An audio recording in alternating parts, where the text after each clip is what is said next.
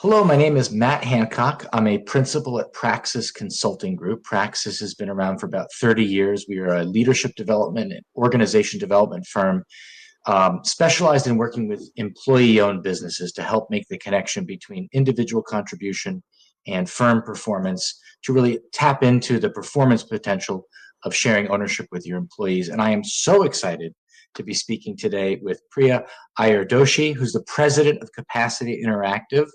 Capacity Interactive is a digital marketing firm for the arts. I'm not going to say too much more because we're going to get more into Priya, who you are, who CI is, and other themes throughout the course of our interview. But before we jump into the details, tell me a little bit about your firm's background, and I'm particularly interested in like your history. When do you come into the picture, and how do you make it to the role that you're in right now? Yeah, absolutely. Matt, thanks for having me. And I'm happy to be sitting down with you for this conversation. Again, I'm Priya Iyer Doshi, president of Capacity Interactive. And Capacity Interactive is a digital marketing consulting firm that specifically serves nonprofit arts and culture. We work with almost 300 arts and cultural institutions across North America, mostly the US and Canada. We do that across a number of services, and we've been around since about 2008. We're a fully remote firm at this point. That wasn't always true, but it is now true. And I'll talk a little bit more about the history when I talk a little bit more about our ownership later on in the interview. But in terms of me, I joined Capacity Interactive back in 2016, actually as a digital marketing analyst. And so at the time before Capacity, I was working in Broadway marketing. And I got to know about the company's annual conference. And so I actually had my previous employer send me to Capacity's annual conference, which is called Boot Camp. And I just got exposed to a really incredible firm, and I was very inspired by it. And so I made some connections there and sort of weaseled my way into the firm as an analyst in 2016. I was with the company for about 4 years, and in that time, I grew to manage my own portfolio. I spoke on the bootcamp stage, which was a very crazy moment for me, given that that's how I learned about capacity initially. And in 2019, I decided to move from New York, where I was living at the time and where Capacity was based at the time, to Los Angeles, just a lifestyle move. I was exhausted from living in New York and wanted to move to LA. So I did that, and I stayed with the company. I stayed remote, and through a random turn of events, a job offer for a firm in San Diego landed in my lap. So I took what I now call my CI hiatus for about a year and a half to go and work at this firm and lead client services there. That year and a half, interestingly enough, was from February of 2020 until about May of 2021. And in January of 2021, when the world was completely upside down for all the reasons that we know, our founder gave me a call and told me that he was thinking about his next chapter, and he asked if I would come back and lead the firm, which was completely unexpected. And I was actually driving when he told me this, and I was like, "Excuse me," and he was like, "Do you need to pull over the car?" It was a really funny moment. I was just thinking, I hope you pulled over. I actually didn't. I kept going. Oh my gosh. With the momentum. But yeah, so he sort of explained to me that he was ready for his next chapter, and all he saw in me and all he was hoping I'd bring to the role, and my leadership in the firm. And ultimately he convinced me. And so I came back in July of 2021, and I have been in the role ever since. So that's me and my history with CI. That's really fascinating. And I think one of the reasons that I'm interested in having conversations like this is so that other firms and other leaders can learn from leaders in the field who are doing interesting, creative, and important work, who are leading employee-owned businesses. And so we want to talk about your ownership structure, and I want to talk about the role that hospitality plays in your culture. But I just Yeah. feel like taking a step back a second for the benefit of other leaders who might be watching this. Can you tell me a little bit more about your journey as a leader? And a couple of things that I'm particularly interested in is, one is, where are you from? Like, where'd you grow up? What were Yeah. you doing before you joined CI? And before you got that call from your founder, what type of leadership roles had you been in particular at Capacity Interactive? Yeah, yeah, absolutely. So in terms of where I grew up, I was born in Wisconsin, and I split my childhood, I would say, between a suburb of Atlanta, where I moved when I was 5, and a suburb of Pittsburgh, where I moved when I was 11. So kind of split my childhood between those two places. I have always been a lover of the arts, and that was a big formative part of my upbringing. Originally, it was South Asian arts, so I was very involved in classical Indian dance and classical Indian music, singing. Eventually, that transitioned into more Western styles and specifically musical theater. And so by high school, a lot of my life was consumed by musical theater performance, which ultimately led to me going to college for musical theater Oh, performance. So wow. yeah, so I went to school in upstate New York, Ithaca College, one of the best musical theater performance programs in the country. So I'm very proud to have done that. And, I started my college experience in that musical theater performance track. Couple years into college, sort of realized that the life of a performer might not be as stable as the life that I wanted to lead. Mm-hmm. But I very much have always believed that the arts have this profound power to change the way that people think and change the Mm-hmm. way that people perceive the world. And I think it's through those shifted perspectives that the world builds more empathy and more compassion. And so I always have been a big believer in the arts and have always wanted to contribute to that. So when I decided I didn't want to be a performer anymore, I very much still wanted to stay in the industry. And I spent the second couple years of my college experience exploring different ways to do that. So I explored general management, stage management, company management, just a number of things. Sure. And ultimately, the job that brought me to New York City was a job in Broadway marketing. Now, Okay. Broadway to me had always been this star in the sky. The ultimate dream was to work on Broadway. So it was absolutely surreal moving to New York when I was 22 Oh my to work gosh. for a Broadway producer in a marketing team. I got to help open a show on Broadway. I went to the Tony Awards. It was all very sparkly and very, very exciting. And so that's kind of how I got my career started. I would say that in terms of leadership roles and like the types of roles that I held before I held this role, while I was at Capacity, like I was talking about earlier in my trajectory at Capacity, I my first team leader role was in my, I think, second year with Capacity. So Okay. in that, I led a team of 3 up to 6 people, and ultimately led a portfolio myself. So I had a portfolio of clients. The buck sort of stopped with me for that portfolio of about 20 clients. And that, those types of leadership roles, ultimately, I went on to lead other leaders at Capacity. So that was another leadership experience that I had.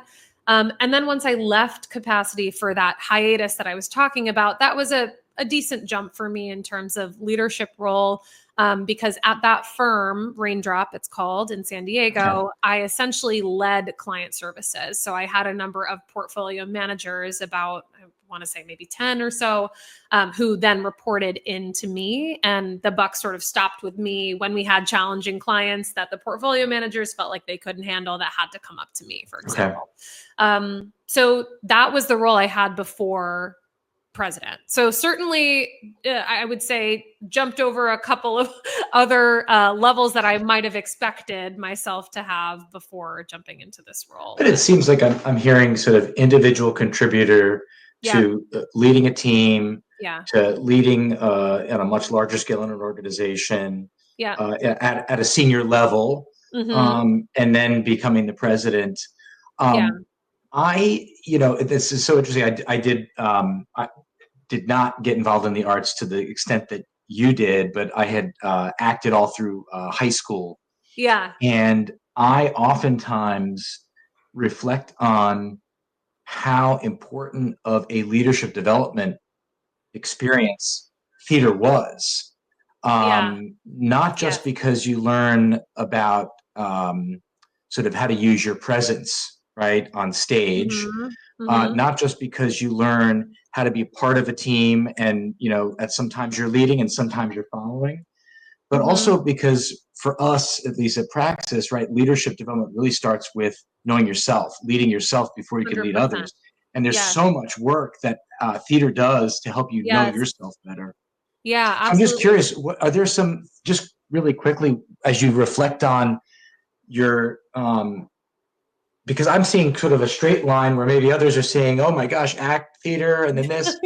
What are some of the things that, as you're thinking about that experience with theater, like being Yeah. on stage, I mean, Mm-hmm. as you reflect in your leadership role now as Yeah. president, what comes Yeah. to mind in terms of things that were helpful in Yeah. preparing you for this? Well, I think there are a couple things. The first thing that I'll say is more about my training in college than it is about Mm-hmm. actually being on stage. And, you hit a little bit on this when you were just talking about your own experience with theater. But I think so much of the training was about us.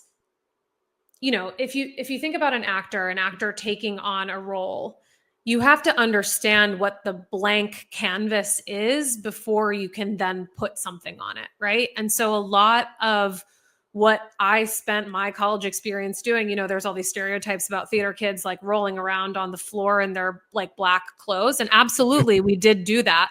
But a part of that was about learning what my blank canvas was. Like I learned more about who I am, what makes me tick, why I am the way that I am, things that you don't think twice about, how you walk, how you gesture, how you move, why you do things that way. You have to learn so intimately before you then can change those things when you're assuming a character. And Mm-hmm. so I think just that learning about my blank canvas has also helped me see, my own shortcomings as a leader and things that I need to compensate for. Like, do I, for example, when someone's talking, am I listening so that I can respond, or am I listening to actually listen?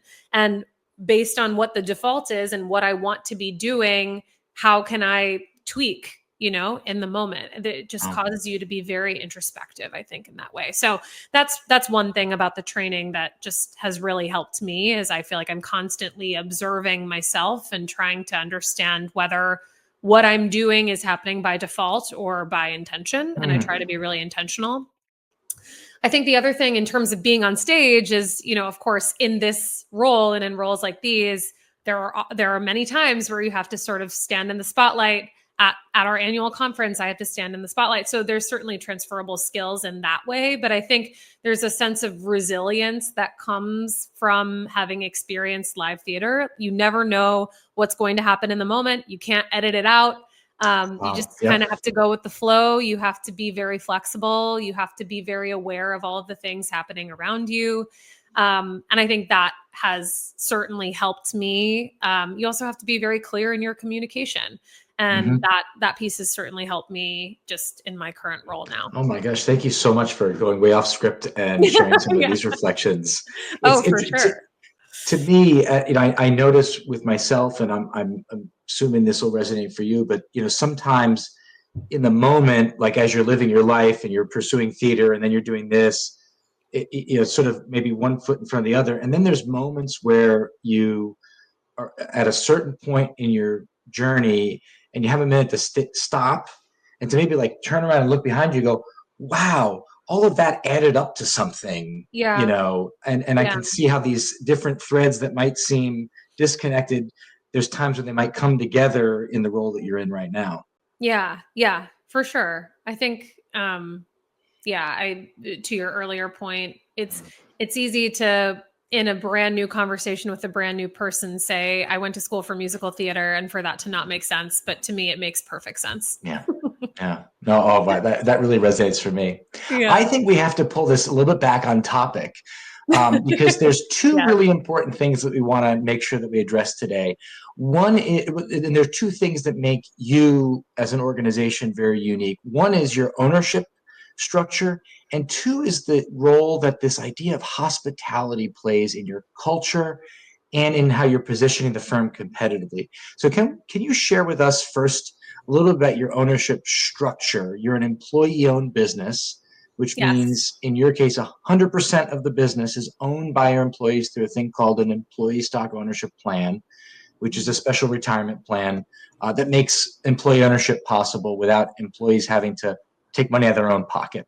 I'm going to stop there and let you tell us about the ESOP and that ownership structure.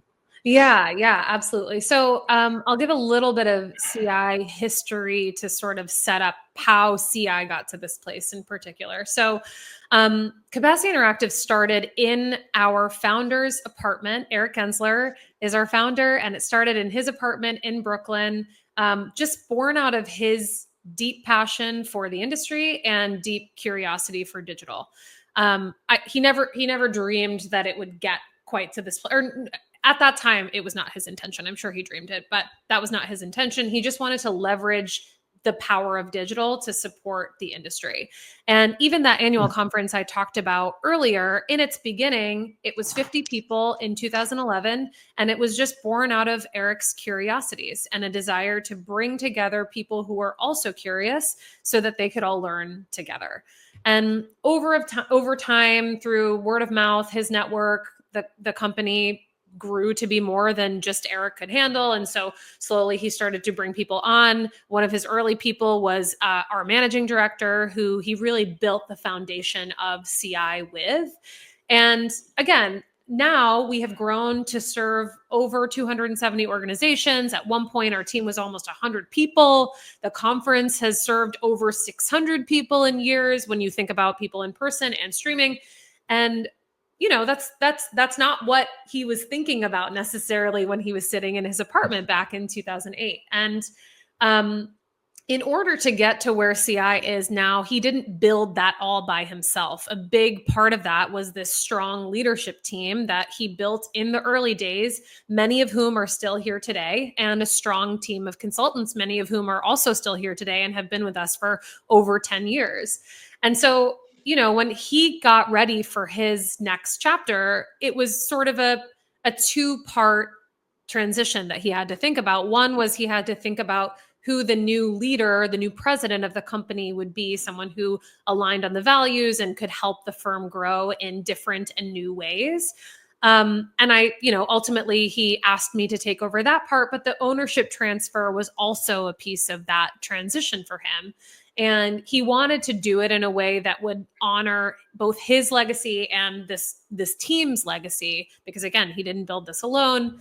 And so he considered a few different solutions, but ultimately he landed on selling to the employees and becoming an ESOP, because ultimately that felt like the perfect solution to carry on CI's legacy for both the team and the industry. It also was the solution that protects the values and the culture of this place. And we are a very culture focused company, values focused company. That has been just such a core pillar of what has stayed constant. They certainly have, our values and our culture have evolved over time, but our focus on those things have stayed strong. And it was really important to him that that was preserved.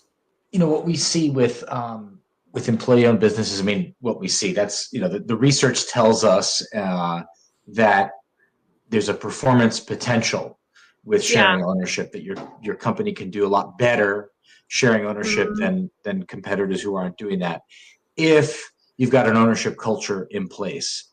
And so the way we think about employee-owned businesses is there's a couple of kind of categories. One is the ESOP is the icing on the cake or the cherry on top. This is me putting the cherry on top. And so we've always had this culture of ownership, and now we're actually sharing ownership. The other category that we see is, oh boy, we know that we're going to go the ESOP route. We're going to transition to employee ownership, And we really need to make some changes to our culture so that we can really take advantage of that.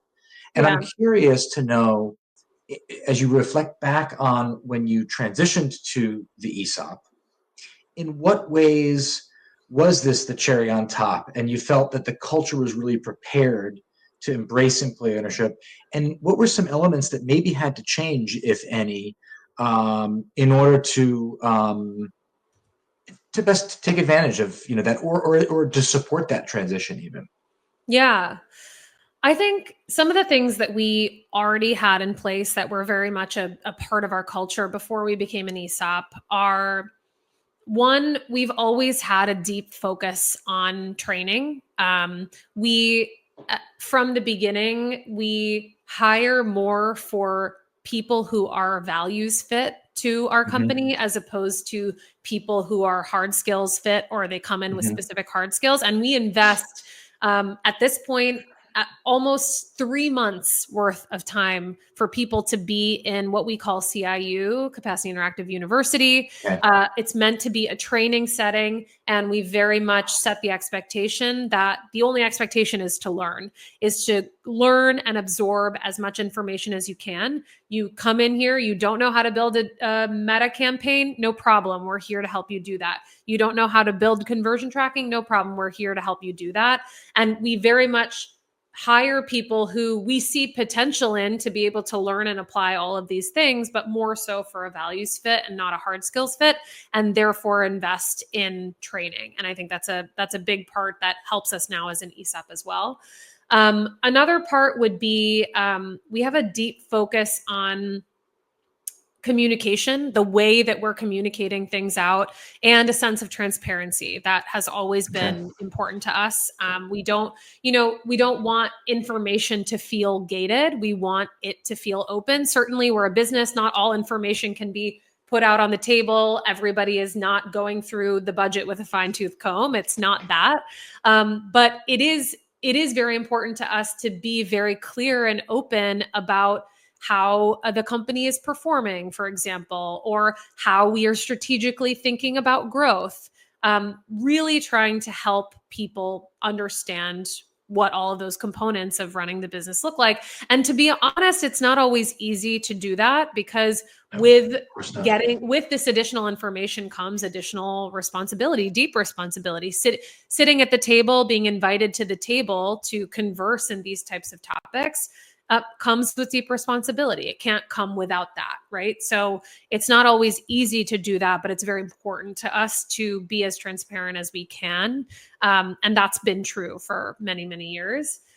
The other thing I would say is more this idea of autonomy. We're very focused on all individuals on our team feeling continued forward momentum in their own trajectories, but not in a prescriptive way, if that makes sense. We are very, we can be very idiosyncratic about what growth can look like for different people. And we have built a culture that really encourages people to take ownership and responsibility in a shared way before we were even in ESOP. So if you see something that the firm needs to focus on that we're not currently focusing enough on and you're excited about it, it's sort of yours for the taking. And there are so many examples of people doing that over the history of CI. So even when newer people come in, they see how other individuals have taken ownership of this thing here or this thing here. And we very much encourage that, as opposed to every shift in the digital landscape being a top-down decision on how the firm is going to handle it. And part of that is I'm not sitting around working one-on-one with clients. I don't have as clear a pulse on the front line as our consultants do with our clients. And so frankly, I think the work being more informed by people on the front lines, hearing these issues from their clients, hearing the challenges, I think it's a better solution that we ultimately come to at least have that input and that perspective driving the solutions that we ultimately take. There's this comes from one of Daniel Pink's books, but when he looked at what motivates people and what does the research say, he boiled it down to three core things: mastery, autonomy, and purpose. So the opportunity to learn and practice a skill, to get really good at something, Yeah. to have some latitude in making decisions, and taking initiative, to Yeah. have some agency, and then a connection to a higher purpose. And it Hmm. appears to me that whether it's deliberate or not, you're really focused on those three levers. You said Yeah. something to me about your own interest in the arts, and it was the potential for the arts to create a society that's more empathetic and compassionate. What Yeah. a motivating purpose. And it Yeah. sounds like you're getting autonomy and mastery as well. Yeah, yeah, thank you. Definitely intentional. But yeah, I think that sense of purpose is also something that we hire for. Like Mhm. this, there we're not just any agency out here doing digital marketing. We're specifically trying to help arts and culture move forward by way of digital marketing, and all of the people on this team are driven by that purpose in one way, shape, or form, and it's prevalent in conversations from the very beginning of people's journeys at CI. Wow. That's very exciting. And we could do like several of these on each of these threads. But I Yes. don't want to forget the reason that what brought us together initially. Yeah. We of course have worked with you from the ESOP angle. Most recently, we were helping with your annual statement distribution, distributing those statements to the participants and helping to provide some context to what they were seeing. And in preparing for that, I watched your State of the Union, and then you said this again during your comments at the annual statement event that we did virtually, and it was this notion of hospitality and the role that hospitality needs to play in your competitive advantage as an organization. And that was really intriguing to me because it occurred to me, I started to think about what does that word hospitality mean? And I think I mentioned this too. I've kind of got one foot in my Anglo-Saxon, my sort of WASP upbringing from northern New Jersey, and we've got an idea of hospitality, which is sort of like come over but don't stay too long. Um, Yeah. and then I'm also an Italian citizen. I'm married to an Italian. I've lived in Italy, and the hospitality is very, very important. And people bend Hmm. over backwards to think about what does it mean to be a good host. And the wasp in me sometimes can get very frustrated with that. But there's this giving of yourself. There's this graciousness. And so I started to think about that and realized that you meant something profound by hospitality, not superficial. and Yeah. and that really intrigued me, both because it makes you unique, but also because I think there's something here for other purpose-driven employee-owned businesses to draw on. So, could you tell me a little bit more about this notion of hospitality? What does it mean to you, and what role does it play, and do you see it playing at Capacity Interactive? Yeah. So, this I'll first say where this started. And this all started for me back in, what year are we in? We're in 2025. So last year was 2024. So this started at the end of 2023 because I came across a book called Unreasonable Hospitality. Perhaps some of you have heard of it, by Will Guidara, who is one of the former owners of 11 Madison Park in New York. And Mm-hmm. the book is incredible. If you're an audiobook person, I also recommend the audiobook because he himself narrates it, and it's pretty incredible to just hear his own recounting of his own book. But anyway, this book really inspired me, and it inspired me because some of it is some of what was already at the heart and has always been at the heart of the way that we consult at CI. But I think through COVID, some of that heart got covered by other things because we were all in panic mode and things like that. Mm-hmm. So hospitality at its core is about a focus on delivering an exceptional experience to the person that you're serving, and that being your number one priority in any interaction you have with that person. And there are many ways to go above and beyond to make someone feel special and to make sure that someone has a great experience. Some of which are surface level, but some of which actually help you do the work better with that person. So in the case of our business, how do we anticipate the needs of our clients and our constituency before our constituency can even anticipate that for themselves? That happens through a lot of listening, not just to what people are saying, but to what they're not saying. That comes from a lot of listening to the side comments that people make about the stress that they have outside of the room that we're consulting in, and us trying to understand how our service can also help them with those stresses outside of the room and put things into a greater picture to offer ultimately better service to them.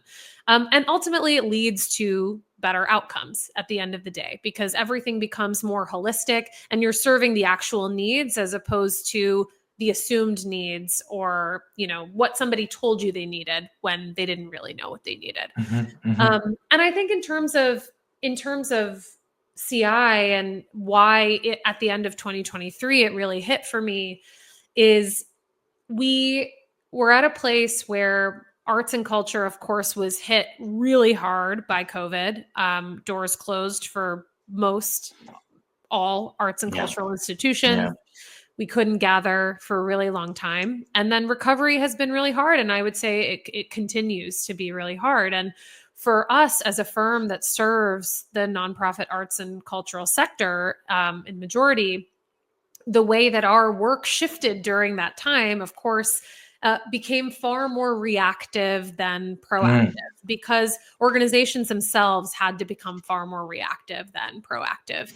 And so it became about trying to anticipate what the next fire we'd have to put out would be, or when the organization got 1 week's notice that they were going to reopen, what can we do at that point? Or what's happening with the budgets? How are we keeping audiences while the doors are closed? So it was harder for us to be proactive, and we had to sort of go where we were needed. And so I think then doors opened. There's this intense pressure on recovering revenue, recovering attendance. And so we're very focused on the dollars. We always have to be focused on the dollars to some extent, but it's very focused on the dollars. There's a lot of pressure marketing teams are getting internally. We are in turn feeling that pressure and wanting to support these teams as much as we possibly can. So the idea of making visitor interactions inside of arts organizations feel exceptional, that isn't necessarily the number one priority at that point, right? It's how do we get butts and seats? We got to get butts and seats. We got to get butts and seats. And so I think now, as we get to the end of 2023, we go into 2024, things are sort of, I would say, more settled. I don't want to say fully recovered, because they're certainly not. And in some cases, I don't know that they ever fully will get back to pre-pandemic times, but we are definitely in a place now where the competition has never been more to get people off their couch and through the doors of these arts and cultural institutions. There are so many different ways to spend your time. There are so many different things to stream. There is TikTok, there are so many ways to spend your time and to give your eyes to. And so choosing an arts organization has to not just be about what's happening on their stages, but it has to also be about the experience that you have the moment you walk in the door, after you transact. How does it feel to be seen by that organization? How does it feel when you walk through the door? Is parking a hassle? Do the ushers yell at you? Can you bring your drinks into the theater? Like, all of these things are part of the experience. It's not just about the art. And then when you leave, do you hear from them again? How are they trying to get you back? How are they cultivating a relationship with you? Are they, aren't they? There are all these questions. So there's the hospitality element, certainly within arts and culture, that we want to support, but also in the way that we consult, when you're not in this reactive space, and you can be more proactive, and you can be the outside partner that helps these marketing teams get back to a place where they're thinking more proactively and more strategically. And we can help them do that by anticipating their needs when they they can't even think about it because there are so many other things going on with recovery. We should be doing that. And that should be the way that we're serving our clients. And so that was sort of the impetus for me. This book came at that very specific moment in time. And it just has been sort of a clear focus for us going through 2024. And now even as we continue into 2025, I think it's an incredibly important thing. I think it's a thing that sets us apart in the way that we serve. And I think it's the thing that makes the experience the best it can possibly be for our clients.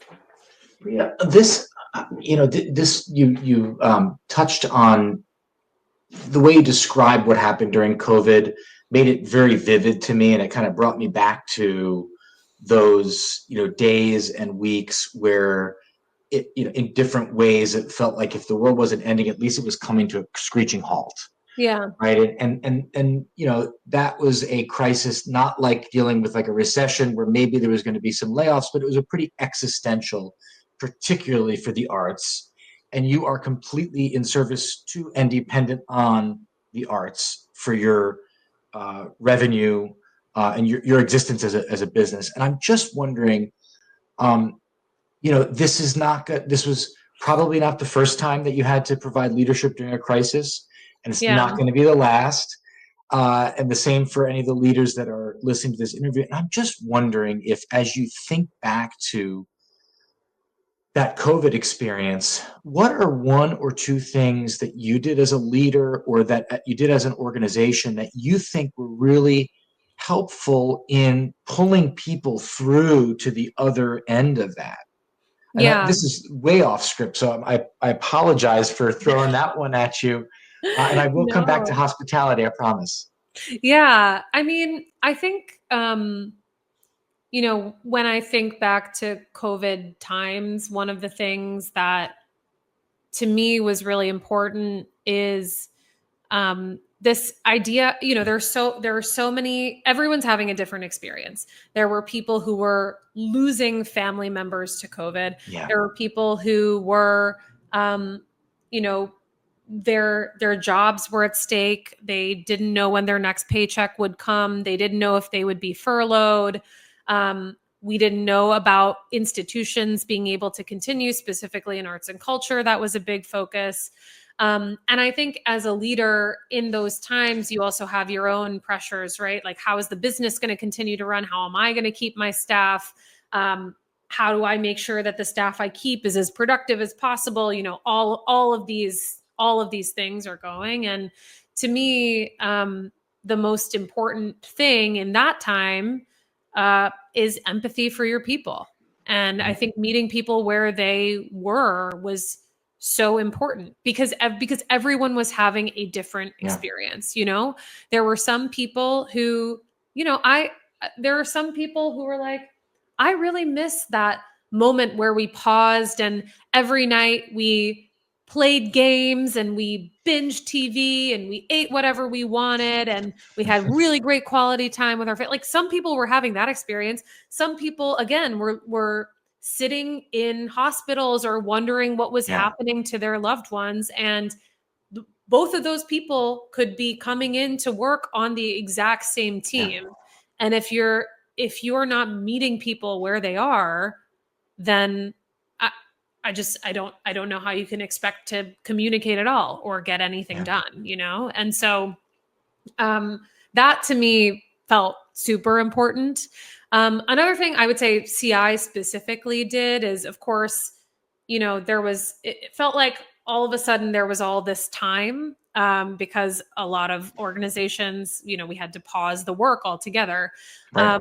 But CI really took time to kind of think about ways for us to use our expertise to serve the industry as a whole and create a sense of community. So there were many live streams that we did. We brought in a lot of leaders to speak through interviews and things like that, because again, at the core of this business is service of arts and culture, and being flexible to what the definition of that means at any moment in time is really important. And in that time, people needed to not feel as isolated as they were physically inside of their homes alone. And so we took that part seriously in creating a sense of community.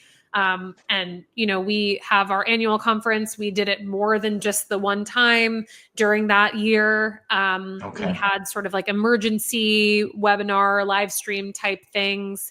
And just like a lot of conversation for people and creating this sense of community for people, again, because of the isolation. So, When we prepped for this and we first sort of talked about, reflected on hospitality, the thing that I was most surprised that I wasn't expecting, it made sense to me that was a strategy for engaging with clients, for creating a special experience for clients. What I wasn't expecting was for you to talk about the role of hospitality in particular, and more broadly CI, in influencing the industry to be more hospitable to its clients. yeah. So that's really that's a really exciting idea to me, and I'm wondering, we've got a few more minutes here. If you could just give me a couple of examples, like if I'm a client of yours, how am I in a concrete way going to experience hospitality? Can you speak a little bit more about the annual conference? Because that just sounds really awesome on a lot of different levels. And what are the ways that you are or hope to be impacting the industry more broadly through your presence in the industry, through the work that you do? So examples Yeah. of how I would experience hospitality as a client and how you're impacting the industry. Yeah. So I think let me talk about the industry impact piece first, because so this year, or this past year, 2024, we host our annual conference every year in New York. It's in October, and we usually host it at the Time Center. And this year, hospitality was the theme of the conference, which is interesting because this conference used to be called Digital Marketing Bootcamp for the Arts. Okay. And I would say over the years, it's evolved to be more of an arts marketing conference, not just digital, but arts marketing as a whole. But still, when you think arts marketing, perhaps hospitality is not the first thing that you think. But we made the theme of the conference hospitality because hospitality is the thing we all should be thinking about first and foremost when we think about audience development and retaining audiences over time, which is a huge issue right now in the arts. Getting audiences to come back is incredibly difficult. And yes, there are elements of this that are marketing focused, and there are elements of this that are not marketing focused. But at the end of the day, we all have the same objective, whether or not you're a marketer inside of an institution or in any other department inside of an institution. You want the institution to continue to thrive, and the way to do that is to keep people coming and keep people coming back. So this idea of retention is a concern. And so we very much wanted to focus on the idea of hospitality from many different angles. We had people inside of the industry speak about hospitality. We had people outside of the industry speak about hospitality. And we wanted to sort of make the statement about the importance of hospitality for our industry today, and the idea that this is the key area in which, if we can grow, we can see the longevity of audiences over time, which is something that institutions across verticals really need to see right now. So it was meant to sort of spark this idea of priority, spark this inspiration for cross-departmental conversation, which I think is a big key to being able to implement this across an organization. So that's kind of how it showed up on our conference stage. And of course, we have many clients come to our conference. We also have many non-clients come to our conference. And so now what's happening is those clients who have come, they're talking to their consultants, their portfolio managers about this idea of hospitality and thinking about how it does intersect with marketing. So what does it mean when we have 80% of our audience for a single show brand new to the organization? Are we sending them something specific? Are we making sure that when they arrive to the theater that they have a treat waiting on their seat, or they have a specific person coming and shaking their hand. How is that experience Yep. better for them? So that again, when they go home and they recount their evening, it's not about the friction when they were parking. It's not about the fact that they couldn't bring their drink into the theater, but it's about the bag that was waiting for them, or the person who made them feel seen, or, whatever it might be. Yeah. And then are they hearing from you right after? And are you then getting feedback from them, whatever that might be. So that's kind of how it has infiltrated conversations since, I would say. And I hope that continues to grow and expand. And I do think some attendees felt like it was a kind of radical thing to choose hospitality as the theme Mm. for a marketing conference. Like, does that or does that not make sense? But at the end of the day, our arts marketing is really about continuing to help the arts thrive. And right now, hospitality is such an important key to making Wow. that possible. So that's kind of the greater impact piece. I think in terms of client interactions, to me, hospitality should be unique and idiosyncratic. So we shouldn't have, universal ways in which people Yeah. can be hospitable, because so much of it is about in the moment, anticipating the needs, hearing the things that your clients aren't saying, and being able to respond to those and being that support for your client. But I think, a few things that you might see repeat over time are, when you get on a call with a client, that those first 5 minutes, not just being about setting the agenda, but really being about getting a read for how that client's coming into the room. Are they kind of out of breath? What kind of day have they had? Yeah. We just had our the holiday time. What did you do? How did you spend that time? Really having it be about human connection, as opposed to solely transactionally about a vendor relationship. I hate that Right. word vendor. I never want any of our clients to call us a vendor. We're humans interacting with one another with a shared Wow. goal. And I think that's the other piece is, how are these goals shared? Ultimately the marketing team is responsible for the revenue goals, but in a relationship with CI that's working really well, CI is an extension of that marketing team that owns the revenue goals. And so if there are other factors outside of our scope of work that are contributing to it being more difficult to making the revenue goal, we should be talking about those, because that's still strategically part of what's happening. And maybe there are ways that we can still support that, even if it's outside of the scope of work. We can figure it out, So I think it's about being less transactional in those ways. I think it's celebrating milestones when we renew, and we've been working together for 5 years, for 10 years. Let's celebrate that. That's a really long client partnership, and that's something that we should be celebrating. If a client constituent has a birthday, let's acknowledge that. We're all human beings, it's those moments, I think, that just fill out the relationship, that take it from vendor to human interaction, that just really define hospitality to me. Oh, that's really beautiful. So let's kind of bring it on home here. How do you sustain this? And what role in particular do you see the fact that you're employee owned playing in sustaining this? And how does hospitality relate to being employee owned? Yeah. I mean, I think to me, hospitality, so employee ownership is, for us, a lot of the culture didn't necessarily change when we became employee owned. What happened is that the success of the firm became the success of the employees in a more direct, connected Mm-hmm. way. And so since we've become an ESOP, that's what we talk a lot about. Making CI better benefits all of us, not just in okay, now everyone gets a raise or everyone gets a bonus, but in a bigger way than that, in a far bigger way than that. And we all have the power to shape what we want CI to be as we move forward. It's all collective responsibility and therefore collective benefit. And I think hospitality just to speak like very business landscape focused, the competitor space now compared to back in 2008, specifically thinking about marketing for arts and culture, that Mm-hmm. space is far more crowded now than it ever was before.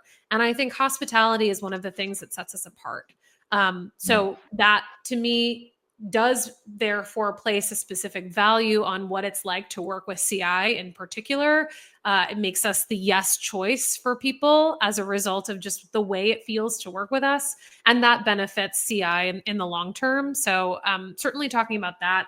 I think in terms of what the longevity of this looks like anything else, repetition, connection to the big picture, and the results coming from leadership. So the opportunities that we have to communicate, connecting that to hospitality, like we did during the ESOP statement when you joined us, being able to connect all of these things together as much as possible. I think so much of leadership is being that connection and that bridge in the way that you communicate.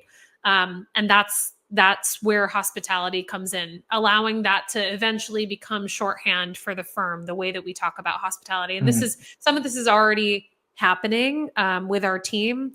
I haven't mentioned this yet, but we use Slack internally for our internal communications, and we created a channel that is called Thank You for Your Hospitality. And it's an opportunity for all of our team members to celebrate their other team members when they do something really hospitable. And they share the example in the thread, one, for inspiration for others, but two, to just give a little bit of light and accolade to our fellow team. So that's been really, really lovely. And I think that many of the pillars that are what CI is today have come from this sort of repetition and connection to the bigger picture. And I don't think hospitality is any exception to that. I think the continued celebration and reinforcing is important. And then like holding ourselves accountable. So for example, we just went through a budgeting process, and for this year, we have a line item in the budget that is client hospitality, which means that we have, it's not a ton of money, but it's some money for portfolio managers to be able to use to be more hospitable in their client relationships, in whatever way that means. Does that mean you send a treat when a client renews? Maybe. Does it mean you send a birthday treat? Maybe. Does it mean something completely different I can't think of right now? Sure. I don't want to be prescriptive about it.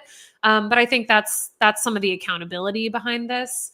So, those are some of the ideas that I have in terms of the longevity of this thing. And again, it was born out of this immense need in this moment. It's incredibly relevant. And as other things happen in that way, it should mold and change. I don't want it to just be the thing because we've said it's the thing. But right now it's incredibly important. When we look at the role of leaders in shaping culture, one of the things that we know is the alignment between stated, between words and actions is so important.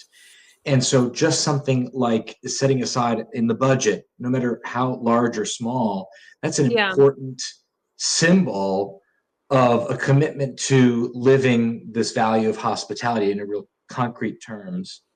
I think what I'm hearing is the important role of leadership, right? Both in terms of creating an expectation, but also inspiring people around a vision.